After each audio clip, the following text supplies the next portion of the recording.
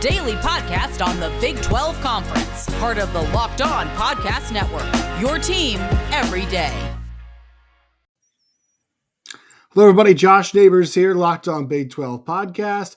And joining me today, he covers Baylor for 24/7 Sports. It is Garrett Ross. Garrett, you've come back to shove it in my face about how wrong about Baylor I was. That is why you're here today. I am repping my Baylor shirt. Nice. So I am supporting there. But yeah, I mean, that's where to start. You and I talked before the season, and you have a better sense of the team than I do. But I think you were a bit higher on what their capabilities were. 6-1 though in mid-October. I don't think that was on the menu, was it? No, man. This was a team where I kind of went back and forth. Initially, it was like, okay, 6-6, maybe 7-5. I thought they would drop the game to Iowa State. I thought that the game against West Virginia would be a 50-50 shot, and they would get beat by BYU. Well, none of that really happened. So they've been able to take care of business. The loss to Oklahoma State, while that was disappointing, I think when you look at what the Pokes have been able to do, we kind of see that that's not a bad loss in the grand scheme of things. So it's interesting to see where they're at, and I think they are starting to kind of take the nation by storm in a sense. Yeah, I mean, at 6-1, and they've got wins over BYU. They've got wins over, obviously, Iowa State was the big one earlier in the season. That Oklahoma State was not a nice piece of football. That was not a pleasure to watch on either side. But I will say this.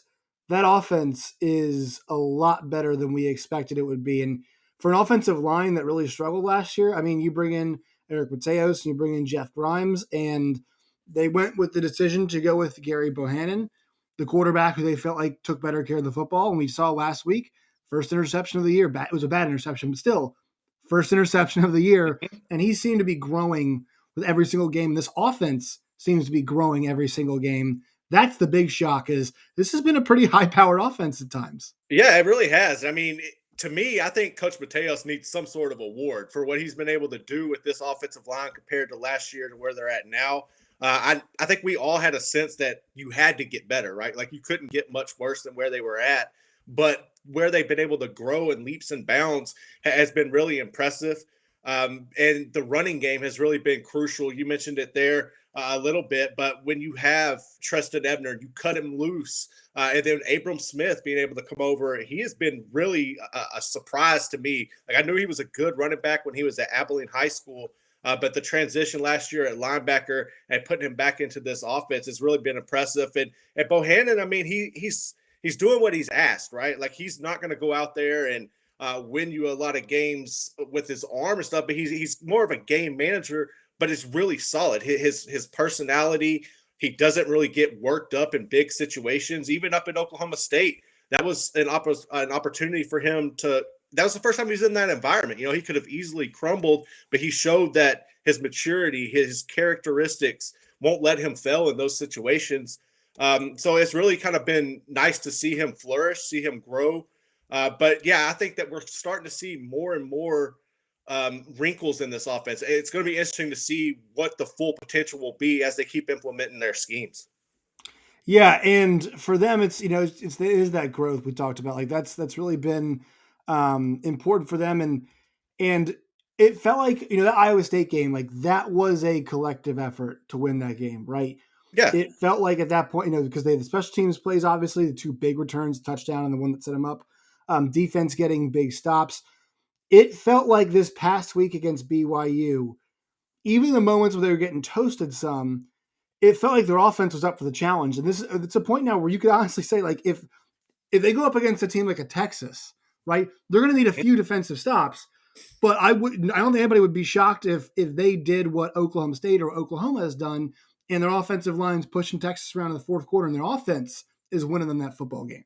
No, it'll be very similar. I mean, especially from the Oklahoma State perspective, because Spencer Sanders, he's kind of similar to what you got with Bohannon. He can make plays with his feet. He can make smart throws. So you're going to have that aspect. When you look at Oklahoma State's running attack and how they took that approach really all year long, but specifically against Texas, and you add two running backs instead of one for Baylor and possibly three, it's going to be very interesting to see. But, and plus also Baylor has the off week this week. So you got that extra Mm-hmm. time to heal up and prepare going in. You have kind of like a wounded dog in Texas over there. So I'm not really sure what to expect. But I think this is a real good opportunity for Baylor to take advantage of them because they really control their own destiny at this point. Yeah, I think the one thing we didn't really, I guess it's because we didn't really think of them as this team, but their schedule, it was especially favorable this year because Yeah. they got Iowa State at home. They got West Virginia at home, ended up being not that good, but BYU was at home. Texas is at home. Oklahoma is going to end up being at home. And the nice part for them is they never had a stretch where it was like 2 consecutive road games, Right. which we do see sometimes. They never had back-to-back road games. And for them, like you talk about like controlling their own destiny. Yes, they have the loss to Oklahoma State, but they do have the win over Iowa State. And also, I don't think Texas is going to be a factor here in the Big 12 title race now with 2 losses in the conference and still having to play Iowa State and still having to play Baylor. But Baylor also gets Oklahoma at home. And I think, to me, when I look at Oklahoma, the teams are going to ask the biggest questions of them and their offense. It's going to be Baylor, it's going to be Iowa State, it's going to be Oklahoma State. Mm-hmm. So the fact that they get those games at home, to me, I think it bodes well. And I know right now, I would say they're the team with the third best shot. Yeah. Well, Oklahoma's got one spot, right? So it's going to be Iowa State, it's going to be Oklahoma State, it's going to be Baylor fighting for that final spot in the Big 12 title game. But I mean, nobody's surprised at this point if Baylor shows up in Dallas. Nobody is. No, I mean, and you can't be. I mean, you look at their resume, and like you mentioned, the schedule, all those games at home. You kind of the Oklahoma game is going to be interesting, right? Like because I think Casey Williams and his emergence has kind of got everybody like, okay, Oklahoma's back. You can run, you can open up that offense. But with Baylor's defense being prone to creating havoc and forcing turnovers, how is he going to be able to handle that? It's really going to come down to the trenches in that game. And then also if they can contain the running back for Oklahoma, that's going to be really big as well. Brooks, yeah. But man, it should be a lot of fun. But yeah, I think definitely having those games at home is going to be beneficial, especially if you can create the environment that they created at BYU. A lot of the times with the Baylor home games, they struggle to fill the stands up. This wasn't the case at BYU. It was a sellout. There were a lot of BYU fans there, but it was fun. It felt like a big-time college atmosphere. And if they can create some sort of home field advantage, it'll definitely benefit them as well. Yeah, we're going to keep talking Baylor here. Quick word, though, from our sponsors as we do here on the Locked On Big 12 podcast. Today's show is brought to you by our friends at Prize Picks. Daily fantasy, Garrett, for college is great. If you want to bet the over on Gary Bohannon touchdowns, which I probably would not have done and would have lost money on, you can go ahead and you can go do that at Prize Picks now. It's available in most states. You can download it on iOS or Android at the App Store today. But it's the best way to play daily fantasy for college. Go check that out, Prize Picks. And also our friends at rockauto.com. It is the best way to find affordable parts for your car or truck. Thousands of parts from hundreds of manufacturers. You go there today at rockauto.com. You'll find whatever you need, whatever kind of vehicle you are driving. Once again, rockauto.com. And then, this is the one thing, I mean, the defense has been, at times they've been had, you can have this defense, but they force a lot of turnovers. And they do get in the backfield. They are a defense that is aggressive. They get after you. They apply pressure, and out of the 2 offenses usually in a game, you're the one making mistakes, not them, because that defense it puts a lot of heat on you. No, it really does. I mean, we kind of expected that. When you have 10 starters returning, and I think the first few weeks of the year, the Achilles heel would have to have been the defensive line. They were still trying to find themselves.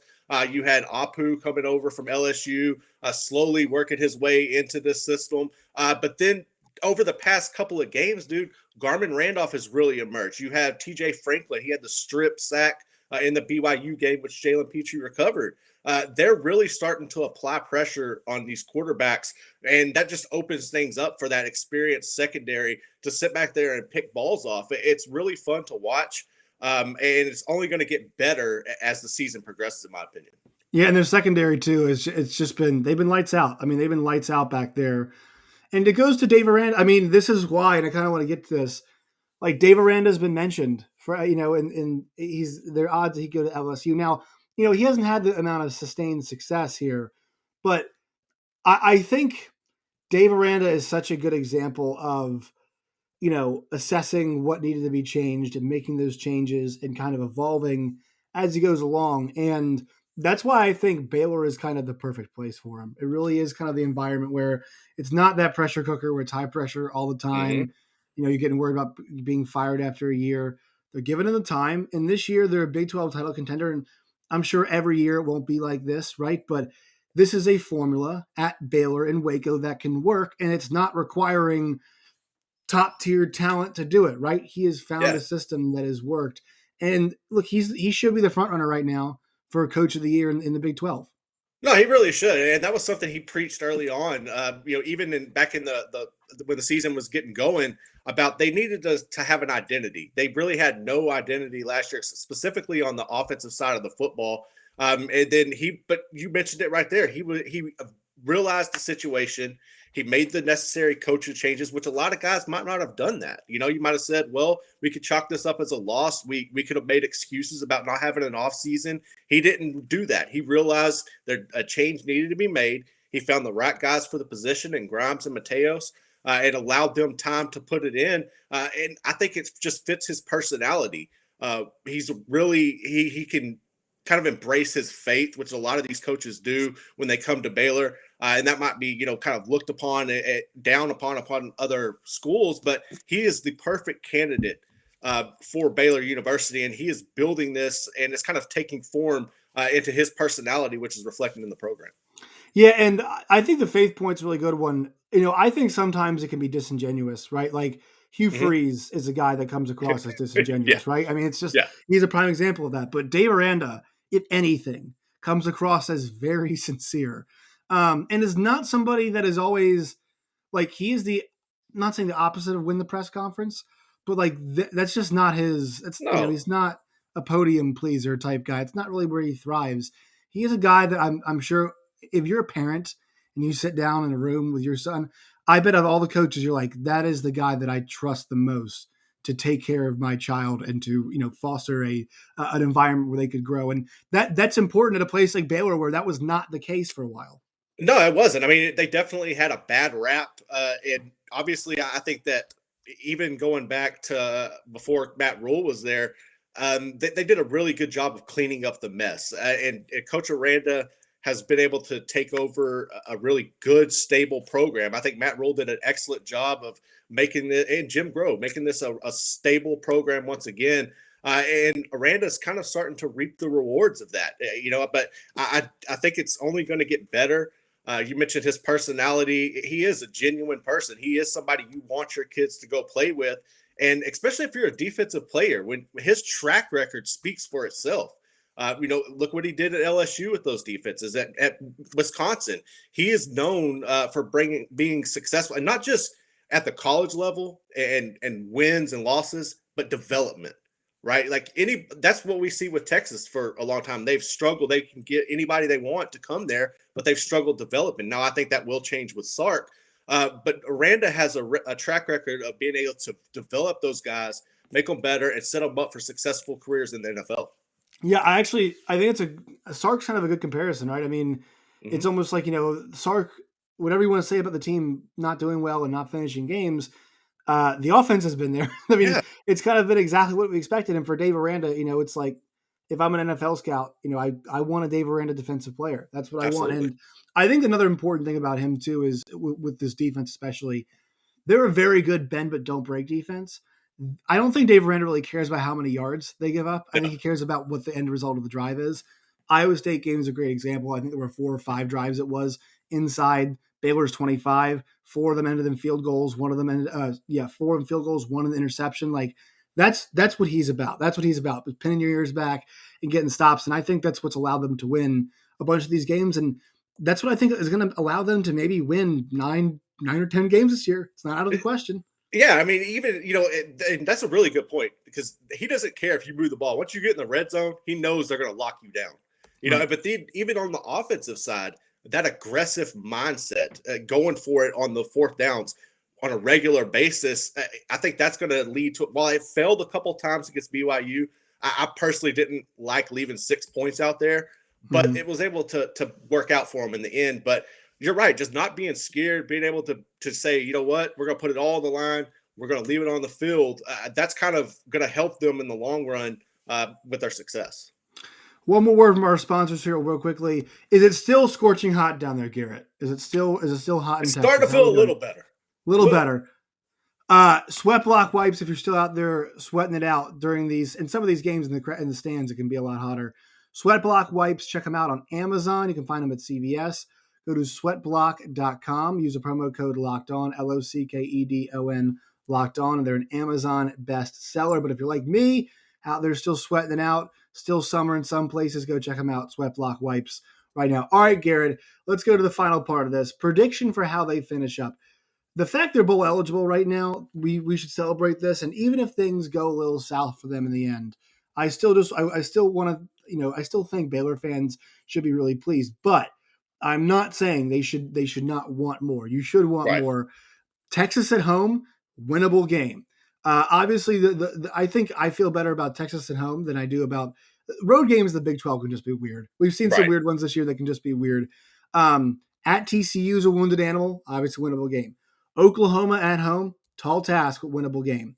Then you flip to at Kansas State and then Texas Tech at home. Like they should at least win 8 games this year, and 9's not out of 10 is not out of the question for them for this point. It's not. I think that Texas game is definitely a winnable game. When you look at, and I don't know, I just think Baylor really matches up well with the Longhorns. Bijan Robinson is really good. Can he run consistently on the Baylor defense, though? The game against Oklahoma, I'm still trying to figure the Sooners out, and that's weird to say for a team that's in the like the top 5 and undefeated, but I think they're a lot better after making the quarterback change. Hats off to Lincoln Riley for doing that. A lot of coaches wouldn't have been able to do that. So I think that is the one game that Baylor has the biggest chance to lose.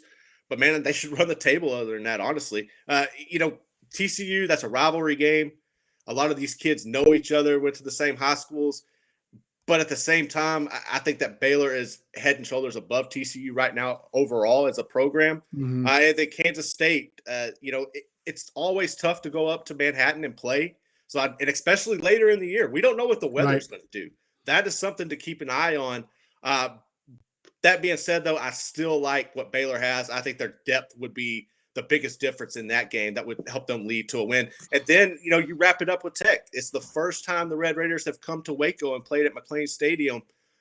And I think that's going to be a jam-packed house, especially if you have an opportunity to, like you said, get that 9th win or something against them. It'll be fun, man. What do you think they end up getting? What do you think at win number? What do you think? I'm going to put it at I'm going to play safe. I'm going to give them 8 wins. I wanted you to dream big there. But 8's still a great accomplishment this year. Yeah, absolutely. It's a really good accomplishment. All right, Garrett, where can people find you and your work? I am at _Garrett Ross on Twitter. You can go to bearsillustrated.com. It's the 247 site for Baylor. I have articles up there, multiple articles a week. We also have the Please Bear With Me podcast as well. That's part of it. But that's where you can find me at. All right, Garrett Ross, 247 Sports. Appreciate your time. Thanks, man.